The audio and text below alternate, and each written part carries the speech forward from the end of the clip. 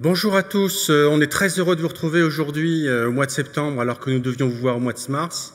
On était impatients de pouvoir à nouveau discuter avec vous, même si effectivement aujourd'hui ça sera un peu particulier dans le dialogue, mais on souhaitait, comme d'habitude et comme chaque année, vous présenter des réalisations et vous présenter des entreprises, des hospitaliers qui nous ont accompagnés tout au long de l'année dernière et qui continuent à nous accompagner depuis les premières semaines de l'année 2020. 3 sujets aujourd'hui autour d'une thématique principale, les achats de solutions. Les achats de solutions, c'est une solution globale, c'est la facilité de déploiement, c'est la facilité d'acquisition, c'est une meilleure expérience pour les utilisateurs, pour les entreprises qui ont contracté avec Uniachat, et ce sont donc des modalités facilitées pour l'ensemble de la chaîne, de l'entreprise jusqu'à l'utilisateur dans l'hôpital. 3 thématiques aujourd'hui, 3 exemples. Tout d'abord, un premier exemple, comment travailler sur le territoire de santé, quelles sont les opportunités qui s'offrent à nous, et vous verrez notamment en proximité, avec une actualité qui donne un écho particulier à ce qui vous sera présenté dans quelques minutes. Une deuxième thématique sur la transition énergétique. Uniachat a investi depuis de nombreuses années sur l'achat d'énergie. Il suffisait donc maintenant de trouver des modalités avec des industriels qui nous font progresser sur nos économies d'énergie, parce que nous avons à progresser en ce domaine. Et puis, dernier élément de cette matinée, quelque chose d'assez innovant. Comment on vous parlera de virus, mais pas celui auquel vous pensez, dont on vous parle depuis 6 mois, mais des virus informatiques. Il y a quelques exemples retentissants qui ont émaillé l'actualité de l'année 2019. Et donc on reviendra sur ce sujet parce que toutes les composantes de l'écosystème de la santé sont concernées par ce risque qu'il faut évidemment traiter. Risque, au moment de l'épisode du Covid-19, on a bien vu que si les achats étaient uniquement sur des univers low cost, on pouvait être confronté à des difficultés, risque d'approvisionnement, risque de qualité, et c'est pour cette raison qu'Uniachat continuera d'investir sur la compétence de ses équipes pour effectivement construire demain de nouveaux partenariats qui nous permettent de lisser les approvisionnements, de répartir les risques, voire d'accompagner les initiatives que vous prendrez sur la relocalisation d'activités en France ou sur le territoire européen. Voilà donc en guise d'introduction et en guise d'apéritif pour cette nouvelle matinée de convention entreprise. J'ai donc le plaisir de déclarer ouverte cette nouvelle convention et sans attendre, nous pouvons lancer le premier débat, les premières discussions sur notre première table ronde au travers de la santé dans les territoires avec des solutions pour les territoires de proximité. Vidéo, s'il vous plaît.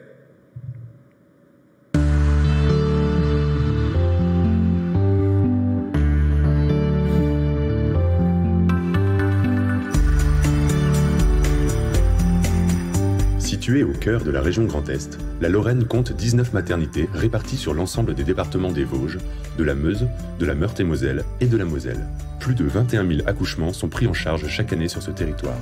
Un réseau assure la coordination de l'ensemble des acteurs de la périnatalité, à savoir les hôpitaux publics, les cliniques privées, les professionnels libéraux de santé, ainsi que ceux de la protection maternelle et infantile.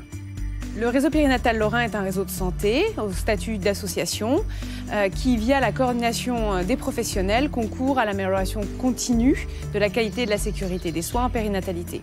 L'organisation de soins en périnatalité est graduée avec 3 types de maternités. Le type 1, qui n'a pas de service de néonatologie, comme le centre hospitalier de Toul, et donc qui accueille les enfants à terme et sans grande pathologie. Ensuite, nous avons le type 2A et type 2B, qui possèdent des services de néonatologie et de soins intensifs pour le B, comme le CHR Messionville par exemple. On en a 8 en Lorraine. Et puis enfin, un type 3 en Lorraine, le CHU de Nancy, qui a une réanimation néonatale et qui accueille donc les plus grands prématurés.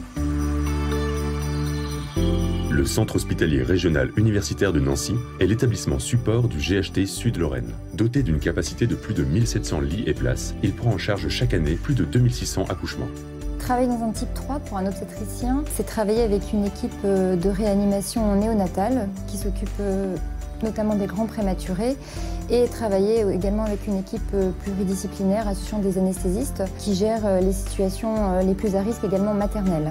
Étant le seul type 3 de Lorraine sur un territoire étendu, il est parfois compliqué de demander à une patiente qui n'est pas sur une prise en charge immédiate à risque de faire plus de 100 km pour avoir un examen type échographie de 15-20 minutes. La télémédecine permettrait de limiter les transferts in utero et pouvoir donner un avis d'expertise du type 3 pour les médecins pratiquants à distance. Direction Metz, à 50 km de Nancy. Il s'agit de la maternité de type 2B, la plus sollicitée de Lorraine, avec une prise en charge de plus de 3400 accouchements par an. Un service de néonatologie intègre ici une unité de soins intensifs, une unité de néonatologie et de médecine néonatale, avec une unité kangourou. La télémédecine peut ici apporter 2 applications concrètes. Tout d'abord la téléconsultation en gynécologie, en obstétrique et en néonatologie. Dans le domaine des consultations en périnatalité entre le CHU de Nancy et le CHR, cela permettra effectivement de limiter le déplacement de nouveau-nés fragiles. Deuxième application intéressante est celle de la téléexpertise entre la maternité régionale universitaire de Nancy et notre CHR, mais aussi entre le CHR qui est doté d'une unité de diagnostic anténatal dont l'expertise est reconnue et des maternités voisines qui souhaitent nous solliciter pour des avis. La réunion de ce matin est une revue de morbimortalité qui a pour objectif d'analyser les cas d'outborn, c'est-à-dire les enfants grands prématurés nés ailleurs que sur le type 3. Elle est réalisée dans le cadre de la démarche qualité du réseau. Et l'objectif, c'est de pouvoir travailler tous ensemble sur les causes profondes de ces situations et trouver ensemble des actions d'amélioration. Nous sommes une maternité de type 1 située à 1 heure de 2 types 3. Nancy, Strasbourg, et à 1 heure aussi de notre type 2B Forbach. Nous sommes isolés géographiquement et le développement de la télémédecine pourrait nous permettre de demander des avis au type 3.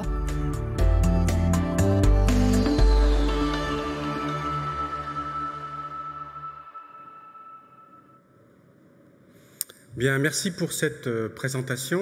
Donc, vous l'avez compris, on va parler de télémédecine, de téléconsultation, on a observé un développement important pendant la période de confinement. Cela change pour beaucoup les habitudes de consultation de la part des patients, cela change éventuellement les organisations des professionnels de santé, et souvent cela se heurte à des facilités ou à des modalités qui peuvent être rendues compliquées par des problèmes de technologie. Ce matin, on va vous présenter 2 solutions, l'une sur le diagnostic, l'une en échographie et l'autre en biologie. Et pour m'accompagner et pour présenter ces solutions, nous avons le plaisir d'accueillir ce matin le docteur Lefebvre, qui est fondateur d'une entreprise qui s'appelle Adécotech et qui va vous présenter une solution d'échographie. Et monsieur Buchaï, qui était immédiatement à ma droite et qui représente ici la société Roche Diagnostic et qui est responsable grand compte des situations dont on va parler à l'instant. Donc on l'a vu, c'est rapporté dans la petite vidéo qui a introduit notre table ronde. Éviter le déplacement de parturientes et de nouveau-nés, c'était la proposition qui nous était exposée. Alors docteur Lefebvre, le suivi échographique pendant la grossesse, c'est notamment quelque chose d'important. Vous avez inventé un petit système qui n'est pas si petit d'ailleurs, et on va le découvrir d'ici quelques instants. Vous avez inventé donc une modalité qui permet de faire de l'échographie à distance. Donc docteur, pouvez-vous déjà nous parler d'Adécotech? Qu'est-ce que vous faites? Parce que je crois que vous êtes médecin en exercice. Quelles sont les idées qui ont prévalu à cette présentation et ce que vous nous proposez aujourd'hui? Oui, bonjour à tous. Donc, je suis médecin échographiste effectivement en province, dans la ville de Vendôme. Et il y a maintenant plus d'une dizaine d'années, j'ai été amené à participer à une étude sur un premier prototype de robot qui découlait de la médecine spatiale. L'idée à l'époque, c'était d'organiser la médecine sur Mars. Je pense que, heureusement, ce sera utile sur Terre bien avant. Alors, cette étude, à l'époque, entre le CHU de Tours et l'hôpital de Vendôme, avait démontré que le concept fonctionnait et qu'avec un système de robotique, on pouvait arriver à faire des échographies dans des conditions très satisfaisantes.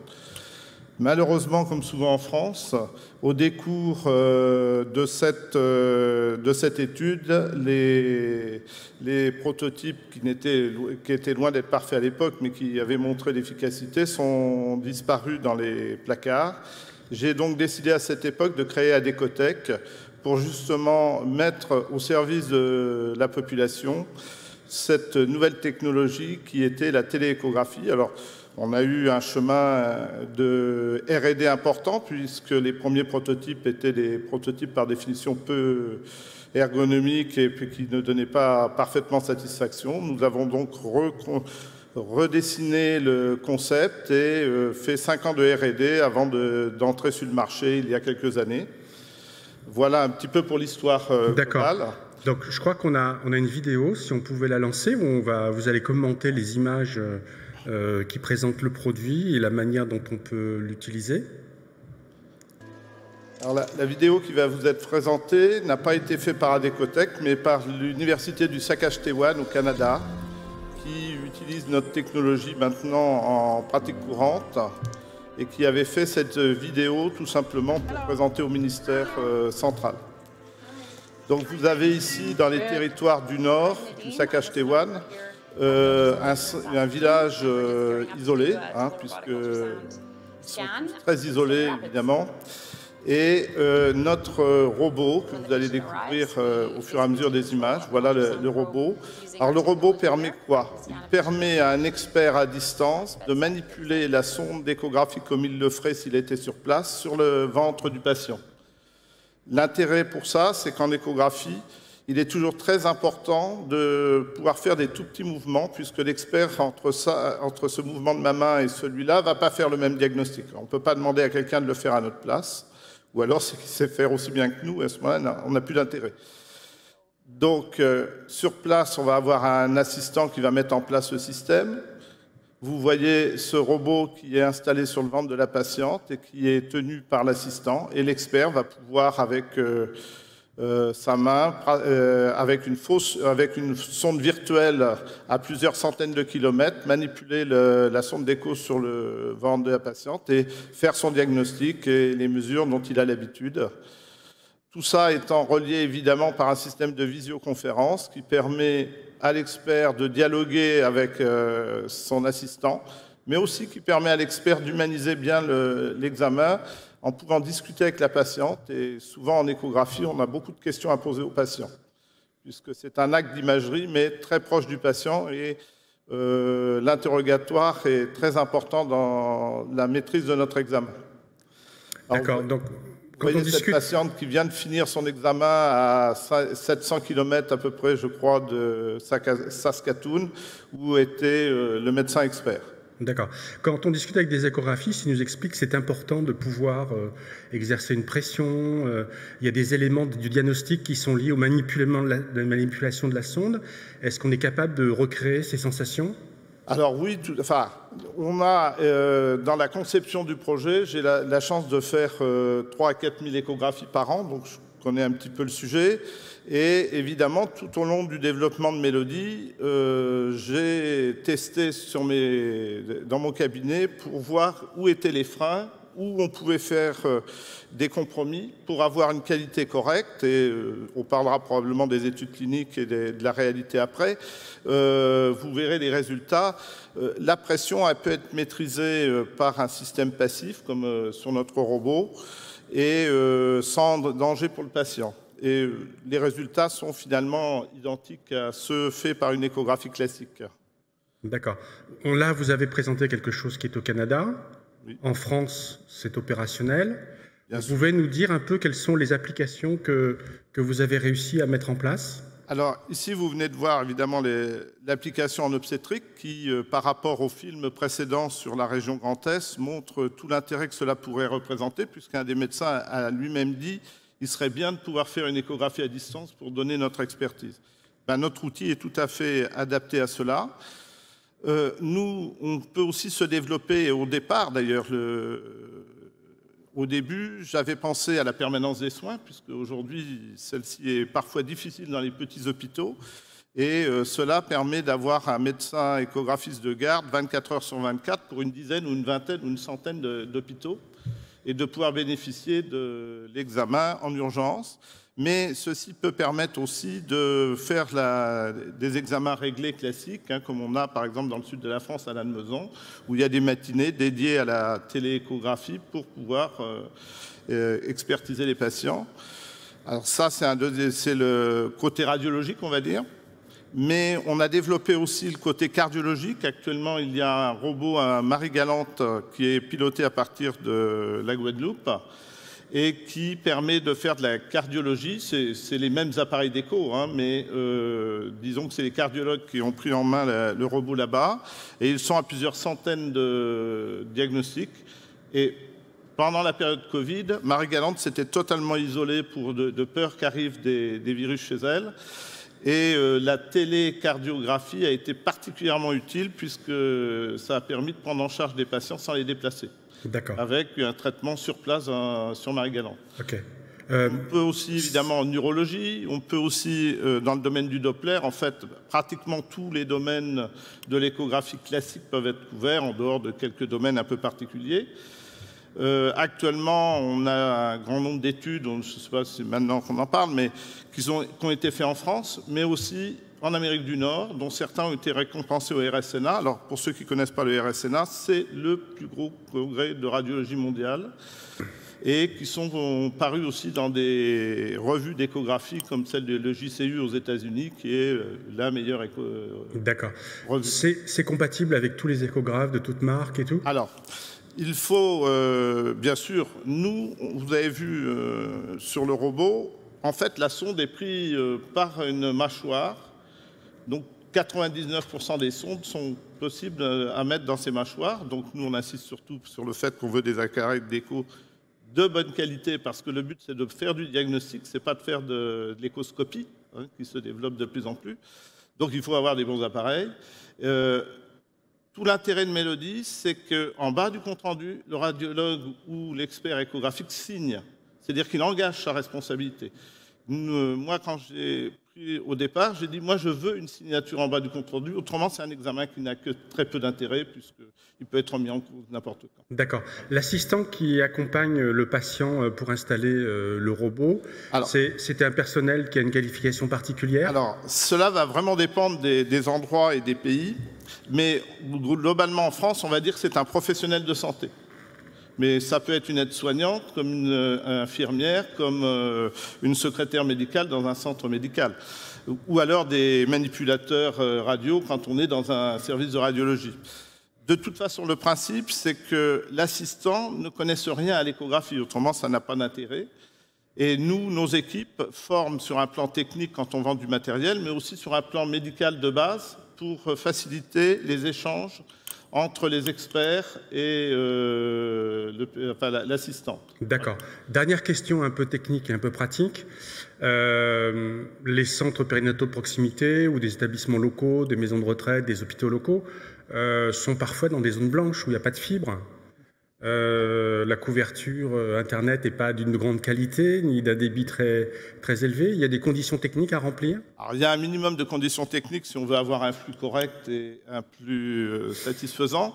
Mais il faut savoir que notre débit nécessaire n'est que de 2 à 3 MHz. Qui n'a rien à voir avec la fibre et peut être trouvé quasiment dans 99% du territoire français. D'accord, donc si la population regarde Netflix, il n'y a pas de problème, quoi. Et pour vous donner une idée, on a fait un examen il y a quelques mois entre Nouméa et Vendôme, avec un flux tout à fait correct. Alors, on était à 15 000 km. D'accord. Dernière chose, parce que c'était un débat lorsqu'on parlait de téléconsultation en radiologie, il fallait que les médecins soient dans le GHT du territoire.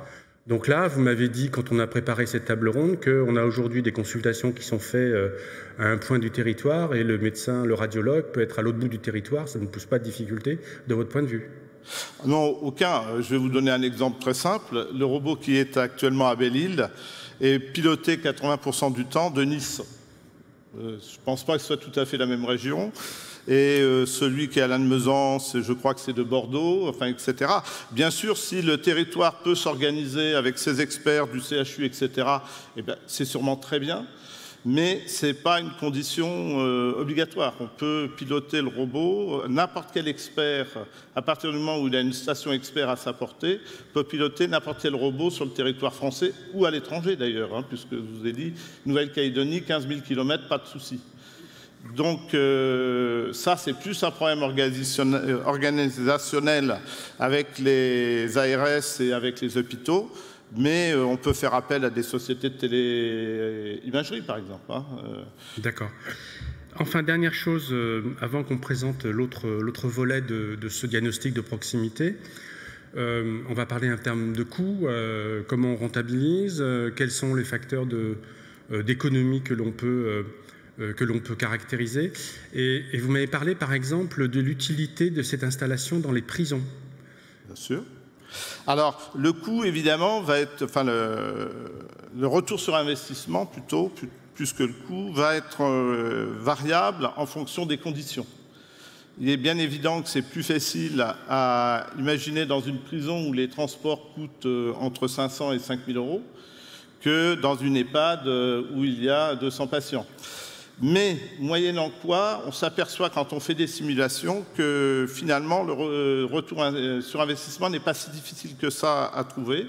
Et d'ailleurs, avec des partenaires, on a mis au point un simulateur qui permet à n'importe quel projet de rentrer un certain nombre de données adaptées à son projet personnel d'un petit hôpital, par exemple, et de montrer le point d'équilibre et à partir de quel moment les choses deviennent faciles à amortir et voire éventuellement intéressantes pour l'hôpital. Et on s'aperçoit qu'il ne faut pas forcément des flux si importants que cela.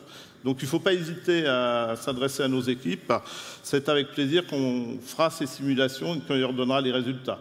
D'accord. Et ce simulateur a été très sophistiqué pour rentrer le maximum de données pour refléter la réalité, évidemment. D'accord. Alors, on va passer à l'autre volet de ce diagnostic de proximité. On a parlé de l'imagerie. Maintenant, on va parler de la biologie. Donc, nous accueillons M. Buchaille de Roche Diagnostic. Et vous, la proposition que vous formulez après que vous nous ayez présenté un peu ce qu'est Roche, l'univers de Roche, c'est nous expliquer un peu comment les choses se passent, s'organisent pour organiser du diagnostic de proximité en biologie. Merci, Monsieur Carrière. Oui, effectivement, donc, je suis directeur des comptes stratégiques chez Roche. Et Roche Diagnostic propose donc des solutions qui vont de la très grande automatisation de plateaux techniques, mais bien évidemment, on va jusqu'au point of care, les solutions de télébiologie, tout à fait cohérentes par rapport à ce qui vient d'être dit en télééchographie. Et pour faire le parallèle avec ce qui vient d'être dit, il est clair que le point of care peut venir vraiment en complément du diagnostic échographique ou diagnostic d'imagerie dans son ensemble, pour venir dans des territoires à proximité des patients, permettre de graduer les soins, permettre de dégager tous les bénéfices médico-économiques liés à de la biologie et à du diagnostic de proximité. Donc les solutions aujourd'hui techniques existent. Ce n'est pas un problème technique, c'est vraiment un problème de projet. Il faut avoir le projet de vouloir, dans les territoires, essayer de mieux organiser les soins et d'en tirer les bénéfices médico-économiques qui vont avec. Donc concrètement, ça se présente comment? C'est un automate? Il faut un prélèvement sanguin? Comment ça Vous pouvez nous expliquer concrètement comment ça fonctionne? Alors oui, il faudrait beaucoup de temps si on voulait être exhaustif. Mais vous allez faire rapidement. Oui, parce qu'on va peut-être prendre un exemple qui nous parle, notamment en cette période de pandémie, mais il existe divers instruments. Le propre de la biologie délocalisée, c'est vraiment d'avoir des instruments simples d'utilisation, mais qui, au niveau de leur connectivité, vont permettre aux biologistes qui sont responsables du rendu biologique, quel que soit le lieu où il a été fait, et donc qui vont permettre aux biologistes de garder la main sur ces automates. Donc souvent, ce sont des automates donc simples à utiliser, mais qui ont toute la garantie de qualité et de remontée d'informations pour que le biologiste puisse piloter aussi cette biologie-là. Et si je vois un petit peu l'orientation de votre question, Monsieur Carrière, si on parle du testing Covid qu'on vit aujourd'hui, on est en plein dedans. C'est vrai qu'il existe ou il existera jusqu'à des tests de vrais PCR qui peuvent être réalisés par exemple directement aux urgences par des infirmières ou ou des gens qui sont au tri des patients aux urgences, afin de distinguer en PCR entre une grippe et un Covid sur un seul et même test en 20 minutes, par exemple. D'accord. Ça, on voit bien que les solutions ne sont pas limitantes de ce point de vue-là. Et vous avez connaissance d'exemples où c'est déjà en œuvre en France? Absolument. Sur quelle nature d'établissement? Tout à fait. Donc, ce dispositif, par exemple, qui s'appelle le LIAT, est d'ores et déjà disponible dans pas mal de centres hospitaliers français. Si on prend l'exemple de la France, aujourd'hui et pour la période qui vient de s'écouler, il était utilisé pour le dépistage de la grippe, pour les patients qui se présentaient aux urgences. Mais c'est vrai que, vu le contexte actuel, un test qui va pouvoir distinguer avec le Covid va être disponible dans quelques semaines. Donc les choses aussi évoluent en fonction de l'actualité. Et c'est ça qui est important. D'accord. Docteur, quand on a préparé cette séquence, on a discuté un peu des opportunités, des facilités que ça pourrait délivrer auprès des médecins généralistes qui sont en proximité. Et on a bâti un petit scénario où nous nous sommes dit, après tout, on pourrait mettre en place ces petits plateaux techniques avec votre outil d'échographie, plus la biologie de proximité de Roche ou d'autres, peu importe, mais de Roche aujourd'hui, dans des EHPAD, par exemple, où il y a du personnel soignant qui pourrait être qualifié, formé au prélèvement, à la manipulation de ces outils, et puis qui serait aussi ouvert à la population locale, donc aux professionnels de santé, une maison de santé qui est à proximité, etc. Ça vous semble réaliste ou à quelles conditions ça peut se faire ? Les conditions sont plus des conditions, on va dire, réglementaires et d'ARS qui ont envie de s'investir. Mais en tout cas, cela fait sens, puisque les EHPAD sont des zones fragiles, avec des patients fragiles. En ce moment, on aurait ce type de plateau technique. Ça serait très intéressant, parce que le Covid est dangereux quand on se déplace, surtout. Puisque dans votre EHPAD, s'il n'y a pas de patients malades, il n'y a pas de raison qu'ils n'en viennent. Donc, en laissant les gens sur place, on les protège aussi. C'est une barrière supplémentaire. Et pour, justement, améliorer le retour sur investissement et la rapidité de celui-ci, ouvrir aux cabinets médicaux en ville, où là, les patients peuvent se déplacer à l'EHPAD assez facilement dans une pièce dédiée et bénéficier de ces services pour éviter de faire 50-60 km. On a vu plus d'une heure de transfert pour aller faire une échographie relativement simple en obstétrique. C'est pas pensable aujourd'hui sur notre territoire. Malheureusement, la désertification est là, il faut la gérer. C'est un des moyens et un des outils de gérer. Pour en revenir avec les tests, un cardiologue, s'il peut faire son écho, son ECG, ça c'est pas compliqué, et interroger le patient et avoir quelques tests de base efficaces, il n'a pas besoin, le patient ne se déplacera que pour aller dans les unités de soins intensifs pratiquement. Il peut gérer son patient à distance sans aucun problème. D'accord. Monsieur Buchaï, vous qui avez une vision un peu plus large, éventuellement des comparaisons internationales ou européennes, vous connaissez des pays qui ont investi sur cette modalité de proximité qui combine plusieurs outils de diagnostic ? Oui, il y en a, et je rejoins le docteur Lefebvre, c'est essentiellement un problème de réglementation en France. Le besoin est le même qu'ailleurs. D'autres ont pu, dans d'autres pays européens, développer plus cette partie-là, y compris dans les cabinets de médecins, mais parce que la réglementation le permet, l'organisation des soins est différente. Je pense qu'on peut garder, de mon point de vue, une biologie, une excellence à la française sur ces aspects-là, mais tout en adaptant quand même notre système au bénéfice des patients et au bénéfice de la population générale pour tous les aspects médico-économiques. D'accord. On a vu au printemps qu'il y a certaines réglementations, notamment sur la téléconsultation, qui avaient volé en éclats parce que les patients avaient demandé à ce que ce soit différent. C'est quoi la réglementation qui nous empêche de le faire aujourd'hui ? Alors sur la biologie ou sur l'imagerie ou sur l'organisation des soins Alors sur l'imagerie, actuellement, nous, on n'est pas très gênés en fait, puisqu'on s'assimile à des actes qui sont faits de façon classique. Le problème, c'est plus un investissement des ARS, une volonté politique de faire avancer les choses pour permettre aux différents sites de pouvoir investir. Parce qu'on est dans un système en France où malheureusement les hôpitaux ne savent pas trop travailler avec un crédit bail et investissent. Donc Donc vous dites que ça freine un petit peu l'expansion. Mais s'il y a une initiative qui vient du terrain, il n'y a pas de raison qu'on ne puisse pas le faire. Non, il n'y a aucune raison. La preuve, c'est qu'on a plus d'une quinzaine de sites en France, et puis on a des sites à l'étranger qui posent, alors là, pas du tout de problème, puisque au Canada, par exemple, ils ont tout de suite compris l'intérêt des choses. Il est vrai que les populations isolées sont très isolées. Voilà. Et du côté de la biologie, alors, la réglementation ? Oui, c'est essentiellement le fait que les tests biologiques doivent être réalisés dans un laboratoire de biologie. Après, comme je disais, nous, c'est une biologie qui peut être déportée, mais qui reste d'un point de vue management, sous l'autorité d'un biologiste, c'est vraiment important pour nous. Et c'est pour ça que toutes les solutions existent, notamment pour prendre la main à distance sur les instruments, vérifier qui l'a utilisé, si la personne est certifiée, si les contrôles de qualité ont bien été passés. Donc permettant ainsi aux biologistes de pouvoir vraiment valider la qualité du résultat et donc d'engager sa responsabilité au travers de sa signature. D'accord. Et dans le produit, la solution que vous apportez, vous accompagnez les sites qui voudraient s'investir avec des équipes de consultants qui sont justement là pour aider à la mise en place et à traiter l'organisation. C'est vraiment la nouvelle voie aujourd'hui de transformation de nos entreprises et des territoires de santé et de nos clients. C'est vraiment de se fédérer autour de grands objectifs sur le territoire de santé. On les a beaucoup énumérés, la gradation des soins, les bénéfices médico-économiques et l'expérience aussi des patients.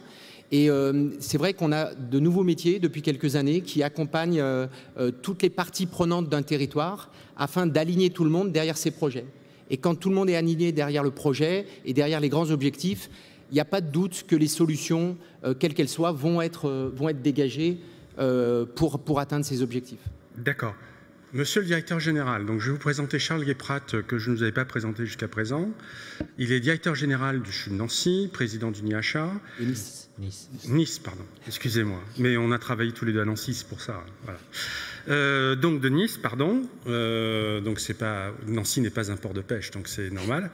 Donc Nice, président du NIHA, et on lui a demandé d'être un peu le grand témoin, le porte-parole des hospitaliers, des utilisateurs, des usagers tout au long de cette matinée. Donc on vous a présenté là quelques solutions. Dr Lefrèvre disait que les hospitaliers n'étaient pas nécessairement habitués à travailler avec du crédit bail. Je ne sais pas si c'est vrai, peut-être que vous allez nous démentir, mais qu'est-ce que vous inspire les deux solutions qui vous ont été présentées et comment, dans le GHT des Alpes-Maritimes, on pourrait imaginer une modalité comparable ou des modalités comparables et à quelles conditions?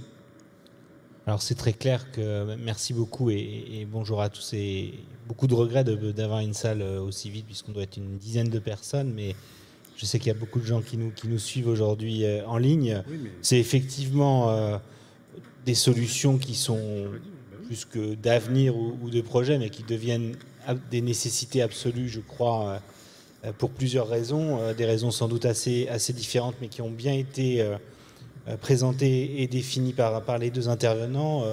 Sur la téléradiologie, avec un acte embarqué, c'est une évidence pour le GHT des Alpes-Maritimes, puisqu'on souhaite travailler sur ces sujets dans le cadre de la gradation des soins et de la mise en proximité d'un certain nombre de plateaux techniques qui ne seront pas possibles compte tenu de la démographie des professionnels dont nous disposons. Médical, c'est une évidence. Envoyer des radiologues à plus de 2 heures, effectuer des actes, ça n'a pas de sens aujourd'hui sur notre territoire, mais aussi paramédical. Et des solutions qui permettent d'assurer l'excellence, l'expertise, avec un grand niveau de qualité et de disponibilité du service, tout en préservant la qualité de vie de ceux qui réalisent les actes. C'est mieux d'être à son cabinet et de faire de la téléradiologie que de faire de 4 heures de route pour voir 5 patients dans une après-midi. Ça nous paraît absolument essentiel. Je crois qu'on est tous à vérifier le bon usage de nos ressources, le bon usage de nos professionnels, d'éviter aux patients des déplacements qui peuvent devenir inutiles, parce que les 4 heures, ils sont aussi valables pour les patients, c'est une évidence. Et le sentiment qu'il faut rapprocher ces plateaux techniques de nos patients, que ce soit pour des actes non programmés, vous l'avez dit, en permanence des soins, en nuit profonde. On sait très bien qu'il y a des actes qui peuvent être réalisés à distance et c'est tant mieux, d'autant qu'il ne faut pas se le cacher. Ce sont souvent des actes qui sont reportés à la journée. Donc il y a des actes à partir de 18h, 20h, minuit pour certains centres qui ne sont plus réalisés, même s'il existe des astreintes, puisqu'on ne souhaite pas déranger des professionnels pour un seul acte en nuit profonde. Donc il y a potentiellement en plus une perte de chance ou une perte de qualité des soins. Je crois que ça va exactement dans le sens de ce qu'on souhaite aussi en termes d'attractivité. Je le rappelais, pour les professionnels, c'est important de pouvoir continuer à avoir ces patients, de continuer à pouvoir exercer. Et pour les directeurs que nous sommes, il est important qu'on ait cette nouvelle vision qui va très bien dans le sens de ce qu'on souhaite, c'est-à-dire l'expertise à tous les niveaux, les bons professionnels au bon endroit et une garantie de qualité de service qui est accrue par rapport à la situation actuelle. Sur la biologie, j'aurais évidemment la même approche avec des objectifs sans doute différents du point de vue de l'utilisateur. On sait qu'aujourd'hui, et plus que jamais aujourd'hui, l'enjeu majeur, ça va être la disponibilité des ressources et je pense notamment aux capacités.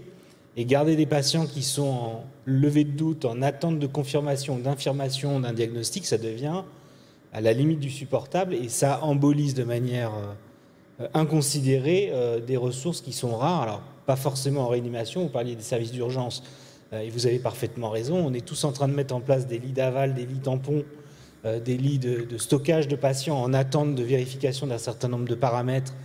Et vous parlez du Covid et on va avoir demain, et vous l'avez rappelé, un combo assez redoutable entre Covid et grippe et rien, et les deux, qui va nous poser encore des problèmes qu'on n'a pas connus jusqu'à aujourd'hui. Et c'est évident que gagner en rapidité est quelque chose qui est indispensable pour nous en praticité. Alors la RT-PCR, c'est pas l'examen, le prélèvement le plus pratique qu'on connaisse, mais on est habitué maintenant à le faire, y compris dans des services qui ne sont pas spécialisés, parce qu'on a formé un grand nombre de personnes. Pour autant, c'est très cohérent pour moi avec le rôle que doivent avoir des plateaux techniques de biologie hautement spécialisés.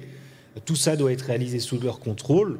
D'ailleurs, vous le savez, si les tests ne se sont pas développés avant, c'est parce qu'on avait des vrais doutes sur la qualité, l'efficacité des tests, leur sensibilité, qu'il ne fallait pas qu'on ait un résultat qui nous amène finalement à faire une RT-PCR normale plus un test, puisque là, on avait perdu sur tous les tableaux.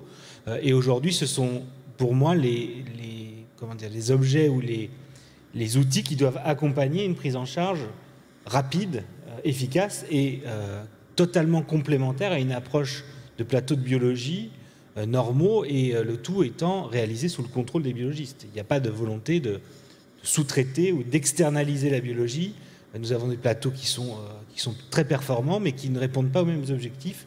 Et ces tests sont des aides précieuses. Et d'ailleurs, je crois qu'UniHA a procédé à l'achat de tests rapides en avance de phase. On aura continué à le faire. Et pour les hospitaliers, c'est une très grande attente, puisque nous devons absolument être capables de préserver les tests RT-PCR pour les patients qui en ont vraiment besoin et pouvoir faire des levées de doute, je dirais, au kilomètre, pour éviter d'avoir les situations qu'on a aujourd'hui, c'est-à-dire 3 semaines d'attente dans les laboratoires de biologie médicale en ville et 4 à 5 jours d'attente dans certains laboratoires de résultats entre le moment où le prélèvement est effectué et le moment où le prélèvement est rendu, ce qui veut dire qu'après 4 ou 5 jours, le résultat il est caduc. Il faut refaire un test pour vérifier que depuis le dernier prélèvement, la situation n'a pas évolué. Donc pour moi, ça fait partie des outils qui doivent être maintenant embarqués, je dirais, au quotidien pour les GHT et pour les services en charge de patients, notamment aux urgences, pour nous permettre de gagner en efficacité et en activité. Et la question de la collaboration avec les professionnels de santé libéraux sur ces sujets-là, ça vous semble possible ou pas?